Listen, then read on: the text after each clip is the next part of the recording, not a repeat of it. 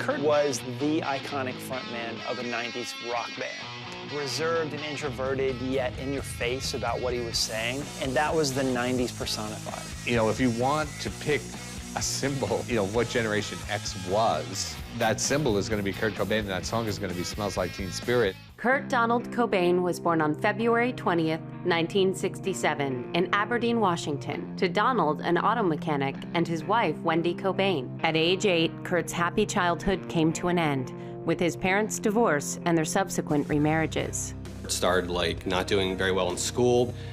He started, smoking weed and just like skipping classes. But then Kurt received a guitar for his 14th birthday.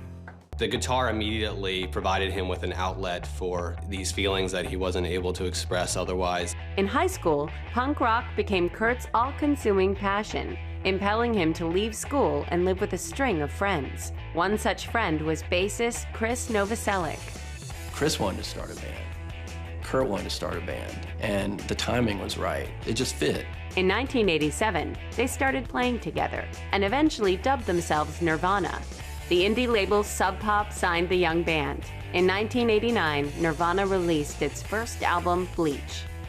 During Nirvana's first European tour, Cobain experienced a mental breakdown while on stage. Upon finishing the tour, Cobain returned to Washington and began using heroin. In 1991, Nirvana secured Dave Grohl as its new drummer and signed with the major record label DGC. That September, the band released its second album, Nevermind, which included the hit single, Smells Like Teen Spirit.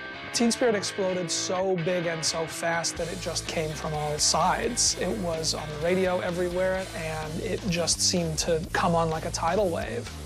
In the meantime, Kurt began a whirlwind relationship with Courtney Love, a singer in the punk rock band Hole. They were two people that had drug problems, two artists, two people with terrible childhoods and psychological issues, and it was a tempestuous up and down relationship, but he was crazy about her. In December of 1991, the two got engaged. After learning that Courtney was pregnant, they married in Hawaii in February of 1992. Their daughter, Frances Bean Cobain, was born in August. After a Vanity Fair article claimed that Courtney was using drugs while pregnant, social services stepped in, and it was 7 months before the couple regained full custody of their child. In 1994, while promoting Nirvana's third album, In Utero, Cobain attempted suicide. This time he had taken like 50 or 60 Rohypnol pills, and he had like a 3-page suicide note, so it was pretty clear right away that this was a very different situation. Kurt was actually in a coma for 20 hours. A revived Cobain returned home to Seattle, where despite his near-death experience, he continued using drugs. Concerned, his close friends held an intervention.